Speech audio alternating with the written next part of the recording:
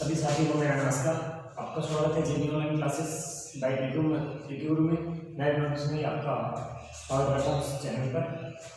Guys, अगर आप इस चैनल पर नए हो तो सब्सक्राइब जरूर करें इस चैनल को, क्योंकि लॉकडाउन चल रहा है और लॉकडाउन में आपकी कोचिंग सारी लगभग बंद पड़ी है, तो उसके लिए मैंने ये सोर्स निकाला आपके लिए। तो देखो गाइस, अपने राजस्थान हिस्ट्री से संबंधित टॉपिक चल रहा था और टॉपिक था 1857 की बहुत ही मोस्ट इंपॉर्टेंट टॉपिक है। उसके अंदर आज अपने रहने वाले हैं राजस्थान के विद्रोह हुए सैनिक सामने के बारे में आज करेंगे अपने। तो गाइस देखो कि अपने पढ़े थे लास्ट टाइम 1857 की क्रांति।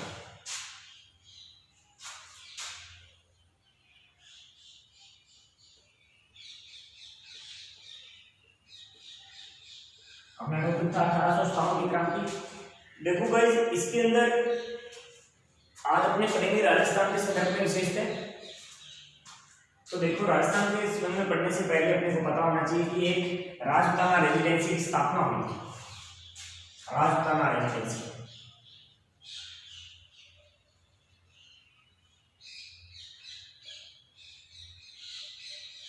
राजपूताना रेजिडेंसी की स्थापना 1832 ईस्वी में कब हुई थी? 1832 ईस्वी में। और इसका जो कार्यालय था, मुख्यालय था, वो था अजमेर के अंदर। कहां पर था? अजमेर।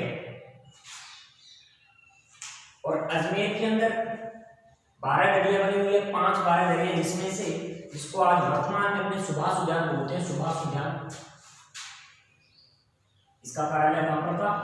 सुभाष उद्यान अजमेर के अंदर। देखो भाई, ये क्यों बनाया गया था? राजस्थान पर यानी कि सूचना एकत्रित करने के लिए, पूरे राजस्थान से सूचना एकत्रित करने के लिए जो इसका मुख्य चीफ होता था राजपूताना रेजिडेंसी का, वो था कौन था? पैट्रिक फ्लोरेंस, यानी कि हमारे जो एडीजी हुआ करते थे उसका मुख्य कार्यालय का कौन सा होता था? राजपूताना रेजिडेंसी। यहीं से निगरानी रखी जाती थी। और देखो भाई, अब देखो कि गर्मियों के दिनों के अंदर अब उनके पास कोई सोर्स नहीं था, तो उन्होंने इसकी दूसरी ब्रांच, दूसरी शाखा, राजपूताना रेजिडेंसी की दूसरी शाखा कहां पर बना दी? दूसरी शाखा अल्टरनेट के तौर पर दूसरी शाखा बनाई गई थी माउंट आबू। माउंट आबू, और माउंट आबू कहां पर है? सिरोही के अंदर। ये बनाई थी 1845 ईस्वी के अंदर। कब बनाई गई थी? 1845 ईस्वी के अंदर इसकी दूसरी शाखा बनाई गई थी। 1832 में राजपूताना रेजिडेंसी की स्थापना कहां पर? अजमेर में। और दूसरी शाखा माउंट आबू सिरोही। गर्मियों के दिनों में, क्योंकि आपको पता है कि सर्दियों के दिनों में यहाँ पर थोड़ी रहेंगे, सर्दियों के दिनों में कहां पर? अजमेर के अंदर। और 6 महीने बाद में गर्मियों में माउंट आबू सिरोही पर। इस प्रकार उनका जो मौसम चेंज होता, गर्मियां थी, अंग्रेज अपना मुख्य कार्यालय कहां बना लेते? माउंट आबू सिरोही के अंदर। अब देखो भाई, राजस्थान के संदर्भ में कर रहे हैं, तो देखो कि जो हमारे नाना साहब थे क्रांति की योजना का, नाना साहब जी ने एक तारीख निश्चित की थी 31 मई, यानी कि पूरे देश में। भाई, नाना साहब ने जो तारीख निश्चित की थी 31 मई, उसके तहत 31 मई को पूरे देश में होनी थी। लेकिन जो पूर्वीय सैनिक थे, एक सैनिक सामने आते देश के मध्य में से मेरठ सैनिक सामने से जो क्रांति की शुरुआत हुई थी 10 मई को, 10 मई 1857 ईस्वी को। और यहां से सैनिकों ने कूच किया इसकी ओर, दिल्ली की तरफ। दिल्ली आ गए थे। लाल किले पर आकर बादशाह की जय, बादशाह की जय, इस प्रकार नारे लगा लगे। दिल्ली का उस समय बादशाह था बहादुर शाह, और वो भी अंग्रेजों का गुलाम। तो उन्होंने अपने जीवन काल के अंदर अपने नाम के आगे बादशाह ने सुना किसी के मुंह से, तो उनको शक हुआ कि यार ये बादशाह कौन बोल रहा है। तो उन्होंने अपने निजी असिस्टेंट को भेजा कि देखो जी बाहर कौन है। तो उसने आकर बताया कि ऐसे क्रांति की शुरुआत हो गई है और वो आपके नारे लगा रहे हैं। तो उन्होंने, और वो हेल्प मांग रहे आपसे। तो उन्होंने कहा कि मैं तो इनका गुलाम हूँ, वफादार हूँ। तो कहा कि ये बहादुर साहब ये बिल्कुल लास्ट में थे, यानी कि अब बारात जाने वाली थी कहाँ पर? शमशान भूमि की, और नंगे पैर बारात जाने वाली। तो जो बहादुर साहब का जो सेनापति था बख्तावर सिंह, निजी असिस्टेंट बोला जाता है बख्तावर सिंह, तो बख्तावर सिंह ने हौसला बढ़ाया, उसने जोश बढ़ा। तो यहां पर बहादुर शाह ने हाँ कर दिया। बहादुर शाह दिल्ली का शासक कौन था? बहादुर शाह। देखो कि अगर मान लो कि उस समय कोई यंग नौजवान व्यक्ति क्रांतिकारियों का अगर नेतृत्वकर्ता बनता, लीडर बनता, तो आज गारंटी थी कि हमारे भारत की दशा कुछ और होती, क्योंकि नेतृत्व उनका नहीं मिला भारतीयों को। जोश था, जोश के साथ होश भी नहीं थे पूरे, क्योंकि क्रांति की तारीख निश्चित हुई 31 मई, लेकिन क्रांति स्टार्ट हुई 10 मई। अब देखो धीरे धीरे करते करते अपने राजस्थान में इसकी सूचना मिलती है एडीजी को। एडीजी को सूचना मिलती है 19 मई को, यानी कि 9 दिन बाद में सूचना मिल गई थी सूचना। तो एडीजी कौन थी उसमें? Patrick Lawrence. राजस्थान का एडीजी कौन था उसमें? पैट्रिक लॉरेंस को सूचना मिली, तो उसने सभी राजपूत शासकों को पत्र लिखे और कहा कि भी देखो आपने सहायक संधियां की थी, सहायक संधियों के तहत आप हमारी हेल्प करोगे। तो इसने पत्र लिखी। अब देखो कि पत्र लिखे तो इससे पहले अपने को याद होना चाहिए तो राजस्थान की सैनिक छावनियां कितनी थी और वर्तमान में कितनी राजस्थान के अंदर है और कितनी बाहर जा चुकी है, और कौन कौन से वर्तमान में अगर जिले वाइज करेंगे तो कौन कौन से जिले में रहेंगे और कहाँ कहाँ पर विद्रोह वाइज प्रकाश में पूरा डिटेल से करेंगे इसको आज। तो देखो कि उसमें अपने को 5 तो याद होना चाहिए कि पॉलिटिकल एजेंट और रियासत। तो रियासत पहली करते हैं अपने जयपुर, दूसरी मेवाड़, तीसरी मारवाड़, भरतपुर, कोटा और भरतपुर। ये हमारे 5 पीए थे, इनको याद करना पड़ेगा आपको कि 5 पीए पॉलिटिकल एजेंट कौन कौन से थे। तो देखो आपने एक स्टेडियम का नाम सुना होगा, ईडन गार्डन, कोलकाता में है, लेकिन राजस्थान का अगर ईडन गार्डन की बात करें, राजस्थान का ईडन गार्डन, तो सवाई मानसिंह स्टेडियम जयपुर को बोला जाता है। तो जयपुर का यानी कि राजस्थान का ईडन गार्डन किसको बोलेंगे? एसएमएस। तो सवाई मानसिंह स्टेडियम जयपुर के अंदर है। तो यहाँ का कौन? ईडन गार्डन से ईडन, मेजर ईडन कहाँ का था? पॉलिटिकल एजेंट जयपुर का। अब मेवाड़, मेवाड़ यानी कि उदयपुर को बोला जाता था, तो माउंटेन एंड फाउंटेन सिटी, झीलों की नगरी नहीं बोलते थे मेवाड़, उदयपुर को नहीं बोलते झीलों की नगरी। तो यहाँ पर झीलें हैं, झरने हैं, शॉवर्स, अपने झरनों को अंग्रेजी में क्या कहते हैं? शॉवर्स कहते हैं ना। तो मेवाड़ का कौन था? शॉवर्स। मेवाड़ का पॉलिटिकल एजेंट कौन था? शॉवर्स। मारवाड़ का, मां से मारवाड़, मां से मेघमौसम।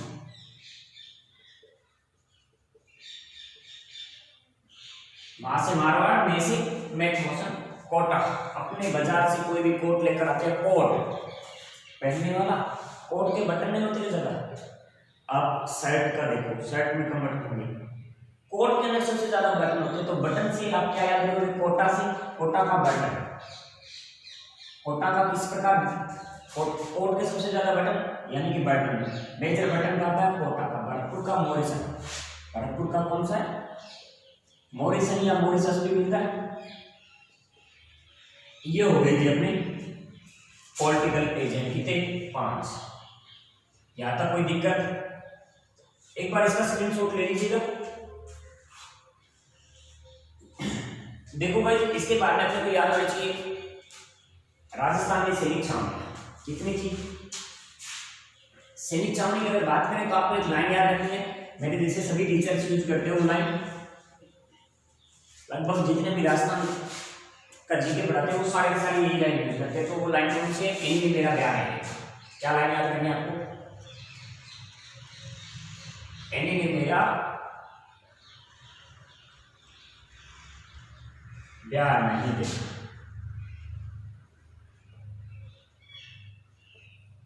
लाइन क्या है? एनिमी मेरा प्यार नहीं देखा। अब देखो ए से ए से क्या बनेगा? एडिट पूरा आ गया है। नहीं, नी से नीमच, ने से नसीराबाद, मेरा हेल्पिंग ब्याह से ब्याह, नहीं से हेल्पिंग वर्ब दे से देवरी, और खा से खेरवाड़ा। अब देखो गाइस एक क्वेश्चन और मोस्ट इंपोर्टेंट क्वेश्चन में आता है, वो बार बार क्वेश्चन रिपीटिंग क्वेश्चन है कि निम्न में से राजस्थान में छावनी नहीं है, क्योंकि आपको पता है कोटा में विद्रोह हुआ था, तो कई स्टूडेंट भूलवश क्या करते हैं कि विद्रोह हुआ है तो वहां पे सैनिक छावनी होगी। ध्यान में रखना सैनिक छावनी कौन कौन सी है, एरविपुरा, नीमच, नसीराबाद, ब्यावर, देवली और खेरवाड़ा। कौन कौन सी है, एरविपुरा, नीमच, नसीराबाद, ब्यावर, देवली और खेरवाड़ा। ये 6 सैनिक छावनी थी, लेकिन राजस्थान में वर्तमान में 5 सैनिक छावनियां हैं। कौन कौन सी है, एरविपुरा कहां पर है वर्तमान में, अगर जिला पूछे तो पाली के अंदर है, कहां पर है, पाली। नीमच पूछे तो वर्तमान में एमपी, कहां पर है, एमपी के अंदर। नसीराबाद और ब्यावर दोनों कहां पर है, अजमेर के अंदर। कहां पर है, अजमेर। देवली टोंक के अंदर है, देवली कहां पर है, टोंक। और खेरवाड़ा उदयपुर के अंदर है। तो ये 6 सैनिक छावनियां थी, लेकिन वर्तमान में ये नीमच छावनी वो राजस्थान में नहीं है। कौन सी सैनिक छावनी है, नीमच नहीं। अब देखो यहां तक तो ठीक है गाइस, इसके बाद में जो तारीखें आपको डेट्स याद करनी है 1857 की क्रांति से संबंधित संदर्भ में, वो कौन कौन सी तारीखें याद करनी है। आप गाइड उठाओगे, गाइड के अंदर कम से कम आपकी टॉपिक से संबंधित 20 मिनिमम अगर बात करूंगा तो 20 तारीखें मिलेगी, लेकिन आपको मैं आपको 5-7 तारीखें बताते जाऊंगा, वो याद करना आपकी आपको जरूरत नहीं पड़ेगी जिंदगी कभी। तो वो तारीख कौन कौन सी और किस प्रकार उस तारीख को याद करना, रट्टा नहीं मारना बिल्कुल भी। तो गाइस अब देखो अपने तारीख याद करने का फंडा किस प्रकार रहेगा इसको। तो अब देखो क्रांति के अंदर शब्द क्या है, 3 शब्द है। कितने शब्द है, 3, यानी कि 3 से 3। अब देखो कि ऐसी सैनिक छावनी जिसके अंदर 3 वर्ड, नीमच के अंदर, तो नीमच 3 जून, नीमच में जो कब हुआ था 3 का ही फंडा है, 3 घटाओ, 3 जून में से 3 कितने बचे, 31 में कितने बचे, 31 मई। 31 मई को कहां पर मिले, भरतपुर।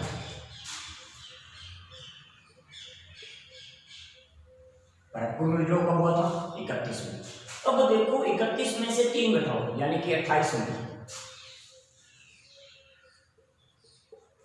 28 मई को नसीराबाद।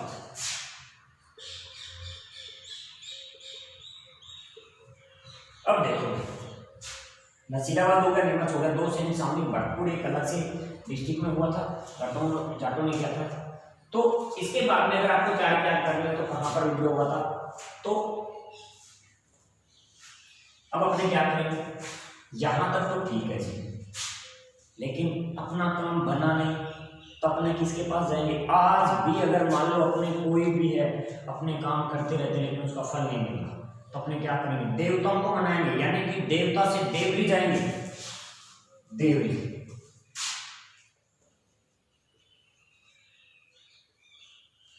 देवरी, अब देवताओं को मनाना है तो मन्नत तो मांगनी पड़ेगी, अपने को प्रसाद चढ़ाना पड़ेगा, रिश्वत देनी पड़ेगी।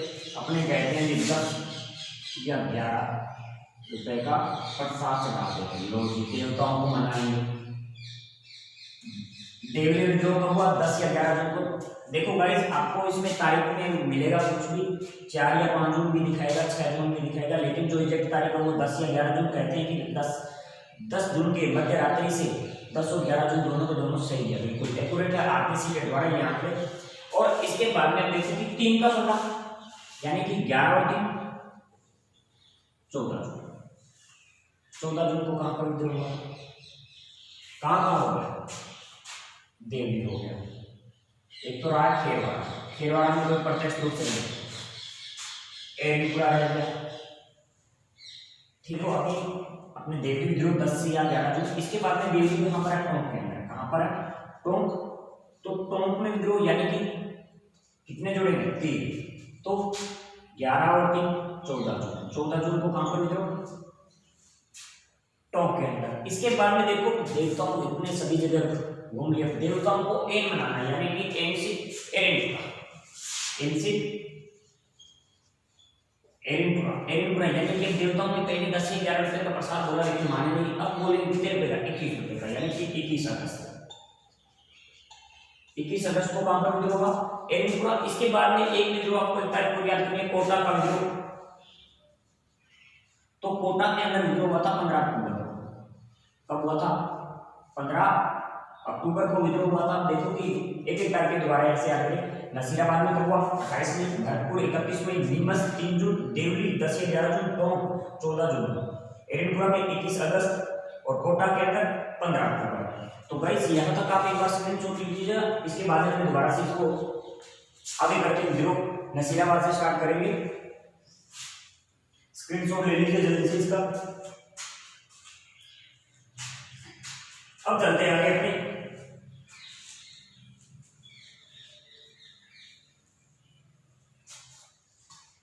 अब देखो गाइस, नसीराबाद की स्थिति बताते हैं।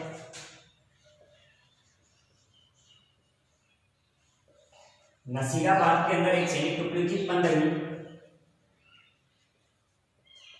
Bengal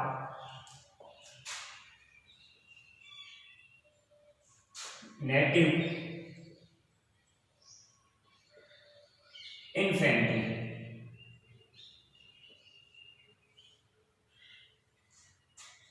Bengal native infantry. Native infantry का मतलब क्या होता है, ये सैनिक टुकड़ी कौन सी आ गई, पैदल सैनिक टुकड़ी। कौन सी होती है, पैदल सैनिक टुकड़ी। इसका मतलब क्या होता है, पैदल सैनिक टुकड़ी को क्या बोला जाता है, नेटिव इन्फेंट्री बोला जाता है। तो देखो गाइस, यहां पर एक सैनिक टुकड़ी और बुलाएगी 15 गुना 30, 30वीं बंगाल नेटिव, 30वीं बंगाल नेटिव इन्फेंट्री और बुला ली। तो यहाँ के सैनिकों में असंतोष हो गया और यहाँ पर एक आदेश निकाला था कि भारतीय सैनिक जितने भी थे उनसे सुबह तो उनको हथियार दे दिए जाते और शाम को वापस, ड्यूटी खत्म हुई से हथियार वापस। तो सैनिकों में असंतोष प्राप्त हो गया। तो एक बख्तावर सिंह नाम का सैनिक, तो उसने यहाँ का अंग्रेज अधिकारी था न्यूबरी और डफ। तो न्यूबरी से पूछा कि भाई ये क्या बात है, हमारे ऊपर विश्वास नहीं है क्या, सुनो कि हमारे ऊपर विश्वास नहीं क्या है। तो उन्होंने कहा ऐसी कोई बात नहीं, तो क्या आप ये डेली का डेली क्या फंडा लगा रखा है। तो न्यूबरी कोई संतोषजनक जवाब नहीं दे पाया और वो दिन था 28 मई, 28 मई। और यहाँ की नसीराबाद के सैनिक 15वीं बंगाल नेटिव इन्फेंट्री का एक सैनिक था बख्तावर सिंह, यानी कि यहाँ का नेतृत्व करता कौन था, बख्तावर सिंह।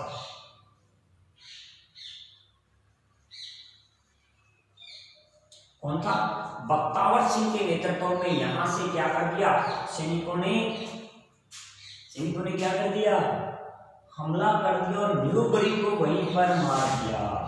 इसको मार दिया न्यूबरी को। अब देखो गाइस, एक चीज और यहां से समझने वाली है और यहां से क्वेश्चन पक्का 100% श्योर है, और वो क्वेश्चन कौन सा है, अजमेर। अब देखो भाई, अजमेर की रक्षा क्यों करना, क्योंकि अजमेर ग्रुप था, उसके अंदर शस्त्र रखे जाते थे। ग्रुप अजमेरी ग्रुप बोला जाता है जिसे, मेघदीप ग्रुप, अकबर का दौलत का नाम। तो देखो कि गाइस, अजमेर के अंदर मारवाड़, और मारवाड़ का शासक था उसमें तख्त सिंह। शासक कौन था, तख्त सिंह को सूचना भेजी कि भाई आप हमारे लिए सैनिक भेजो सहायता के लिए। सभी शासकों ने कहा कि हमारी सहायता के लिए सैनिक भेजो। तो देखो कि तख्त सिंह ने, कईयों ने 2000 भेजे, कईयों ने 1000 भेजे, इस प्रकार सैनिक भेजे। तो तख्त सिंह ने भी अपने केशवराज सिंह भी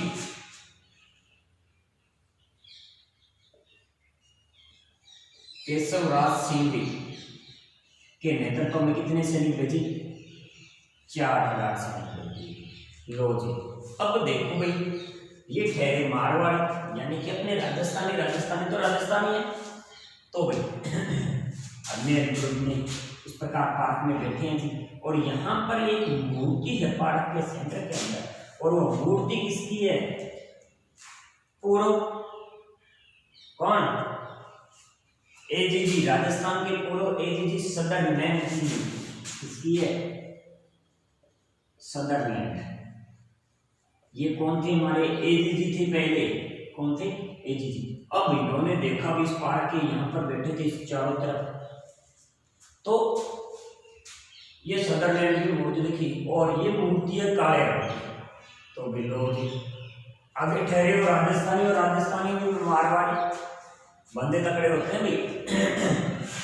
तो भाई देखो, अब क्योंकि इतने ज्यादा पहले, आज के अगर माने, आज से और पहले का टाइम, क्योंकि आज से लगभग 200 वर्ष पूर्व की बात है, तो उसमें इतनी शिक्षा नहीं थी, अनपढ़ थे, बिल्कुल ही अनपढ़ थे वो लोग। तो उन्होंने सदरलैंड की मूर्ति देखी, और मूर्ति बिल्कुल काली। तो इन्होंने कहा कि वाह, यानी कि इस पर थूकना, कमेंट करना, गंदगी फैलाना स्टार्ट कर दिया यहाँ पर सदरलैंड की मूर्ति के ऊपर, यानी कि इसका अपमान के इस बात का एक पता लगा। तो इन्होंने यहाँ से गुस्सा हुए, और इस केशवराज सिंह के नेतृत्व वाले जो मारवाड़ी सैनिक थे उनको निकाल दिया। तो इन्होंने भी कहा कि हम आप इस सहायता में आज करेंगे ना, कल करेंगे। तो ये था, ये इम्पोर्टेंट क्वेश्चन है कि वो मूर्ति किसकी है, तो वो सदरलैंड की मोस्ट इम्पोर्टेंट क्वेश्चन पूछा जा सकता है IMP। ये क्वेश्चन वेरी वेरी इंपॉर्टेंट कि जो अजमेर के अंदर एक पूर्व एज की मूर्ति लगी हुई है, जिस पर केशवराज सिंह के नेतृत्व में मारवाड़ी सैनिकों ने अपमान किया था, वो मूर्ति किसकी है, तो वह सदरलैंड की। किसकी है, सदरलैंड की। तो गाइस यहाँ तक आपको अच्छा लगा है तो आज के लिए इतना ही। इस वीडियो को लाइक करें, शेयर करें और कमेंट्स करें, और अगर आप इस चैनल पर नए हैं तो इस चैनल को सब्सक्राइब जरूर करें। Thank you so much.